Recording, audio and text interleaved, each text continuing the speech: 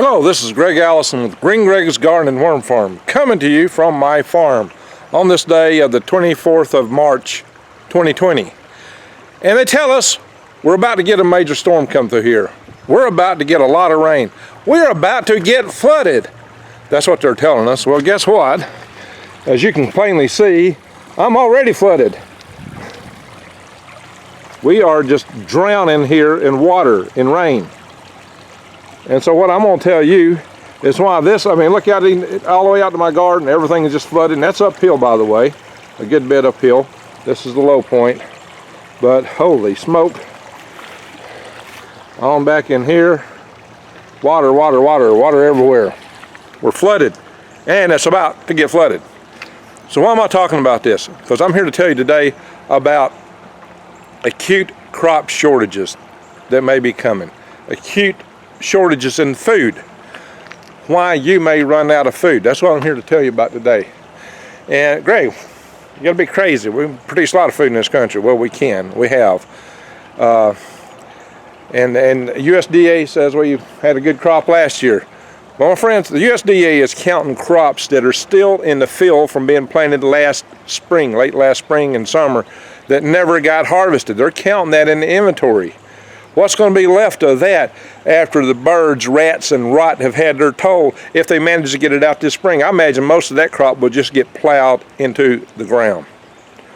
Why, that stuff would be exceedingly hard to harvest, and it's in the way. At some time, the farmer is going to need to plant a new crop, I would hope. But they're going to have a hard time planting new crops this year. Why? Because of the same thing that delayed them last year, floods.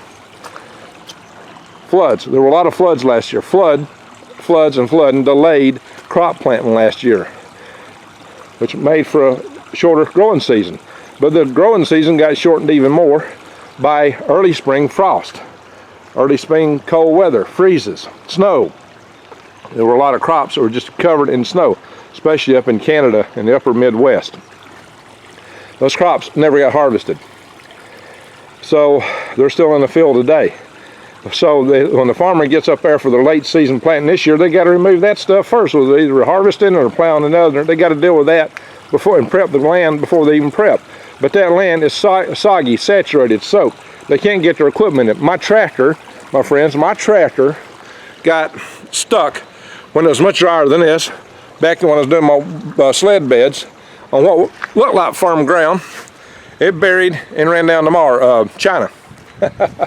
It dug to China, my friends, and getting it out tore the valve stem off my one of my back tires, and so I've got a flat tire and I got to get it fixed. So that's the difficulties you face with this kind of weather. My tractor is a very small tractor. You've seen me running up and down through here with my sled bed videos. It's a very, very small tractor, but it was too heavy.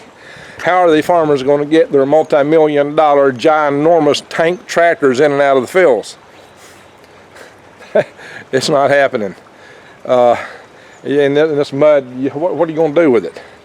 So expect major food shortages for many, many reasons this year. Again, you will have late season planting because we're in the same weather pattern of late season rain, heavy rain, flooding.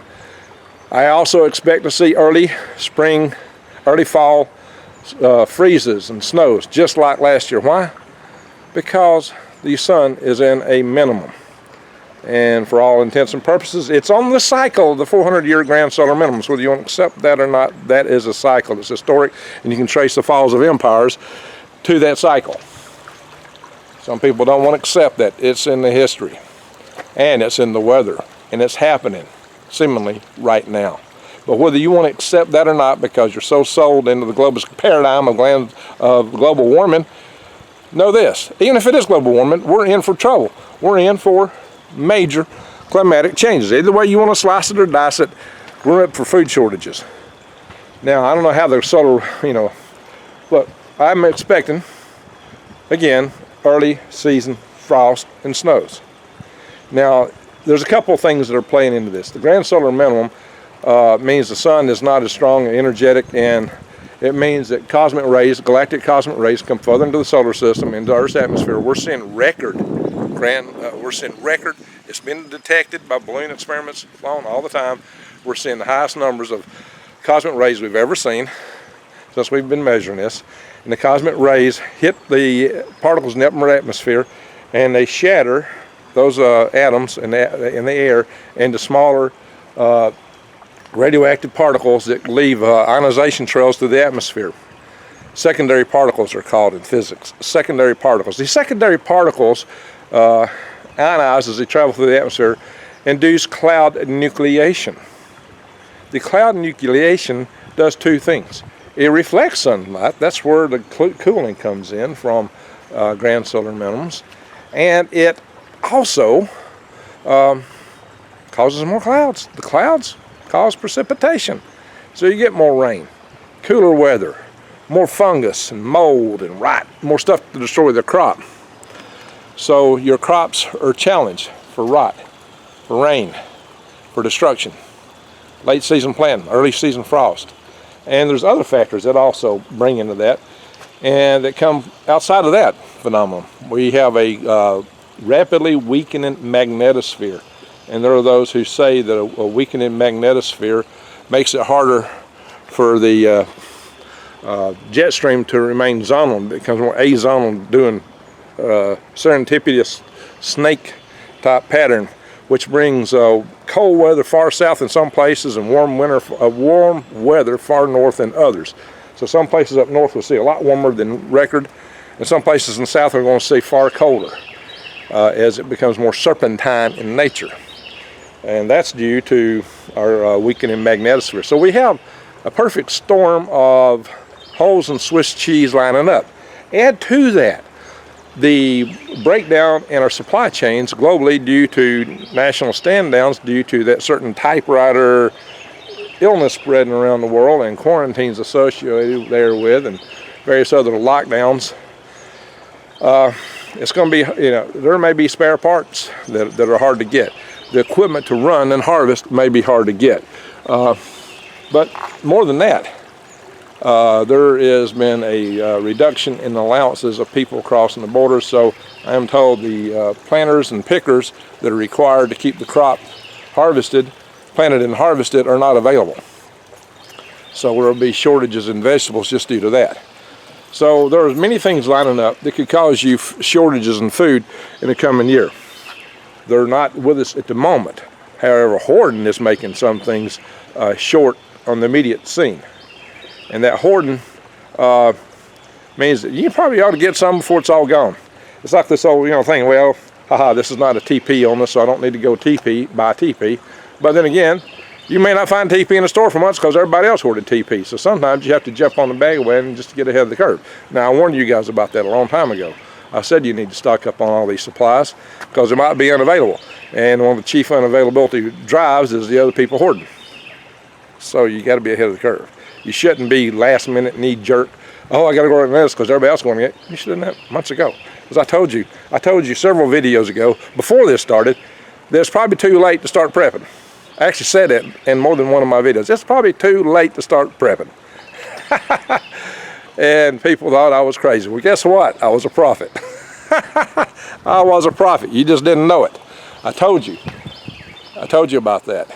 So, now I'm not claiming to be a prophet like that, but guys, listen, I'm able to surmise what's coming. I look at trends. I see where things can go. I do thought experiments. I know mathematics. I understand supply chains. I understand the world in many ways and how it operates. I'm not all-knowing, but I study, I look, I listen, I learn, I dig. I don't watch sports. I don't watch TV. I'm trying to figure out what's going on in this world so that I can know how to prepare. I can tell you how to prepare so that we all together keep our eyes wide open and head on a swivel, know what's coming at us. And that's what I bring to you, is that kind of knowledge. That's why I'm here helping you with this. And what I'm telling you is I would expect food shortages. I would expect higher prices. That's how they will manifest in countries like America. Food shortages, well, it may be empty shelves, thanks to hoarding.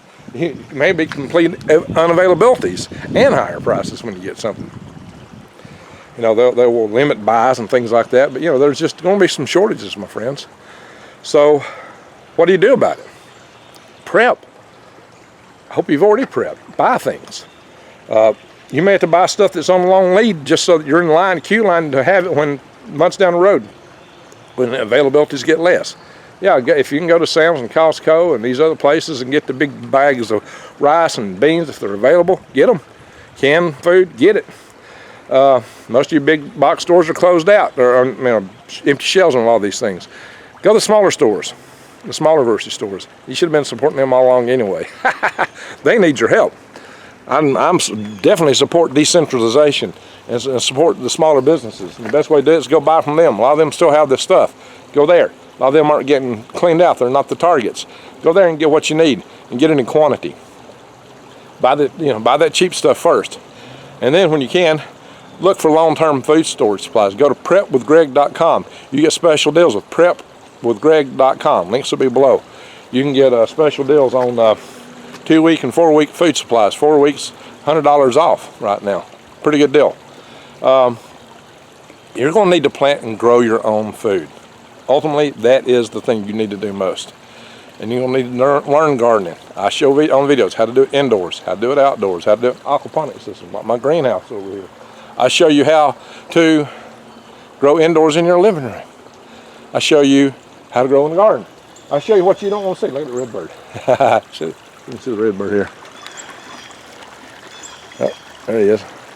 Now, I've used the red birds quite a bit in my... Oh, he went up.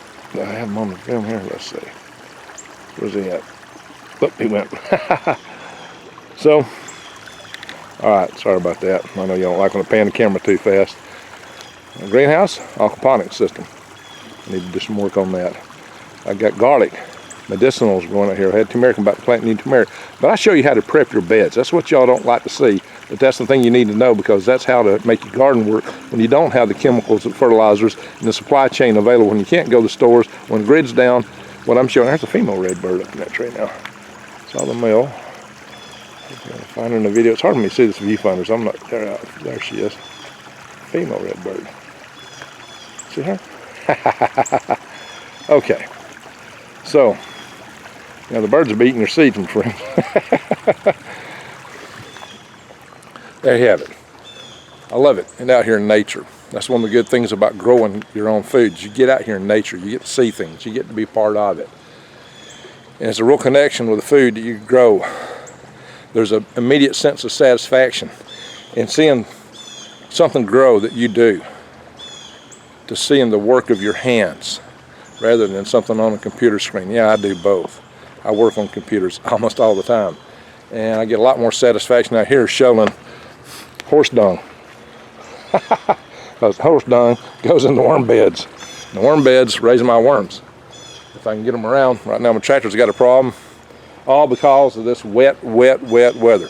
And let me tell you, this ground has been saturated here for months on end. I mean months on end. This is not going to dry. If it stopped raining right now, and it's not because we're about to get storms. If it stops raining right now, it would take months for this ground to dry out. I don't know how the farmers are going to plant. So they will. They'll do it. It'll happen. They'll put crops in the ground. But another reason you need to prepare is this. If the grid goes down, the seeds they plant are GMO hybrid seeds. Hybrid seeds don't regrow the same plant. And the GMO seeds, these farmers sign contract that they're not allowed to save seed, because they have to buy every year from the company they get it from. That's part of the contract for that kind of seed. These farmers don't have any seeds. If they had them, they wouldn't grow, or they wouldn't go back to the same plant they plant. So you wouldn't get crops anything like what they're getting today. If the grid goes down, they're not going to have fuel to run their tractors, spare parts to keep all that equipment going. It takes a lot of spare parts to keep them multi-million-dollar tractors running. They have $1 million tractors. But the total farm equipment is very expensive that they use in these big fields. So, unlike my little geisha mule, my Kubota tractor. So, you've got to expect that with the grid down, there's not going to be any farm food. It's just not going to be there. They're not going to grow it. And if they could grow it, they couldn't get it to you. And if they could get it at grocery stores, you know, the cash registers won't work. I mean, nothing's going to work. So you need to grow your own food. You really, seriously need to grow your own food. I'm going to do this video real shortly on seeds of survival. And you also do need to know, especially if you bug out, how to eat from the trees. I'm looking at lots of food right here, my friends. I did a video on that. how to eat from the weeds and trees. And mostly, the most important thing to know, you can only live 3 days without water. You can live 30 days without food, but only 3 days without water. How do you purify and sanitize, 2 separate steps, water?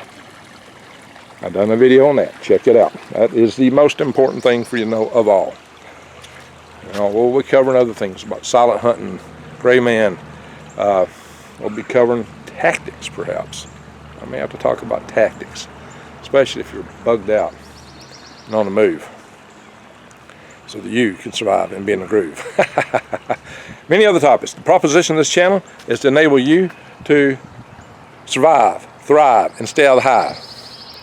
Now, please, if you trust what I'm saying, if you believe in what I'm telling you, if you're interested and want to see and hear more, I'm going to put a lot out there for you, then subscribe to my channel. Bang the update notification bell, bang the bell, and click all. Then you'll get updates on my videos, hopefully, as much as YT would like to share them. I have much more to tell you. There's a lot of things going on in this world, a lot of stuff. We've all been distracted by this latest typewriter occurrence, outbreak, so you know what I mean. And I will tell you that will get worse. I'm going to explain why. But there's other things afoot that you need to know about. And I'm going to talk about that real soon. Anyway, my friends, just know that you need to have food, store food, and be able to grow your own. Go for it. Do it. Do it now. It's going to be harder to get now, a lot harder. Maybe, it's going to be real hard, and shutdowns and lockdowns may get more tight. I don't know. And again, they may just open them wide open, and then that typewriter thing just may surge, and suddenly everything gets shut down like a brick. I don't know. But it's going to be a roller coaster, my friends. We got a roller coaster in front of us. And we've even forgot to talk about the weakening magnetic field and many other things out there. What's going on with China? What's going on in Iran? Yeah, there's still Americans getting killed over in Iraq right now. They're being attacked by Iranian-supported militias. I'll talk about that. We're still in tension with China. China's threatened to EMP ships of ours out near the South China Sea. It's not pretty. It's not pretty. So we'll be talking about that. Anyway, that's all the more reason to bang the bell. Subscribe to my channel and bang the bell. So, my friends, I thank you for watching.